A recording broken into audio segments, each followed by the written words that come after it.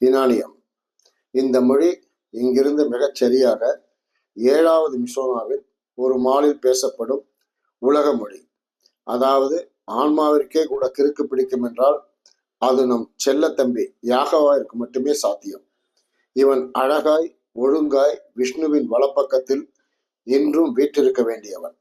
அந்த அளவிற்கு தவ வலிமை கொண்டவன். ஒரு காலத்தில் மைனா மழலை குரல் கொடுப்பதும் இவனால். யோகிகளுக்கு தலைவன். அந்த டேஸ் டேஸ் தம்பி நம் தம்பி இவனின் முதல் சீரன். ஆனால் தவப்பயன் பிடுங்கப்பட்ட போது கூட இவனை விட்டு வலிமை போக பல 100 வருடங்கள் இவனுக்கு பின்னால் வலிமை மிக்க 2 கோடி முனிவர்கள் சிஷியர்களாய் ரசிகர்களாய் நின்றார்கள். யுனானிய மொழியை நம் பூமிக்கு அறிமுகப்படுத்த பரந்தாமனிடம் அனுமதி கூட பெற்றான். பிதாவோ சொல்கிறேன் பொறு என்று தள்ளி போட்டு வந்தார். இவனுக்கு பொழுதுபோக்கு பறவைகளுக்கு பேசும் சக்தி கொடுக்க ஆராய்ச்சி செய்வது.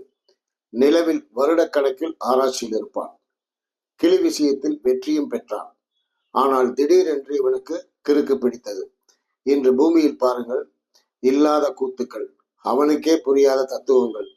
பாதம் வரை முகத்தில் தாடி தொங்கும் எவனோ அவனே யாகவன் என்றதெல்லாம் போய் இன்று நறுக்கு மீசை, உளறல், நிலவையே பார்ப்பது, இரவில் கற்பனையில் பறப்பது. பரந்தாமன் சும்மா இராமல் 40 வயதிலேயே பழைய பிறவைகளை வேறு உணர்த்தி விட்டான். இப்படியாக பல திறமைகளையும் தன்னுள் கொண்டு வந்த யாகவன் பிதாவின் வலப்பக்கம் அமர்ந்தான். யுனானிய மொழியை எப்படியும் பூமிக்கு கொண்டு வந்து விட பிதாவை நச்சரித்தான். பிதாவோ பொறுமை. எப்படியும் ஒரு நாள் யுனானிய மொழியை நீ பூமிக்கு பேசப் போகிறாய் என்று பூடகமாய் கூறினார். இதற்கிடையில்தான் நட்சத்திராவில் குழப்பம். பிதா மேலே செல்லும் முன் யாகவனிடம் ஒரே வார்த்தையில் நிறைவேற்று காத்துக்கொள் என்றார். சென்றதும் நிறைவேற்றினான். துணை பிதா என்னும் பதவி. பொறுப்பாளர்கள் புன்னகையுடன் ஏற்றுக்கொண்டனர். கட்டளைகளை இட்டான், கடித்தான். இறுதியாய் யுனானிய மொழிக்கு வாடியாவில் அனுமதியும் கேட்டான். காவல் தலைவன் பரந்தாமன் தன் சக்கரத்தை ஏவ தயார் நிலையில் இருந்தான். இப்போது அந்த சக்கரா நர்காவில்.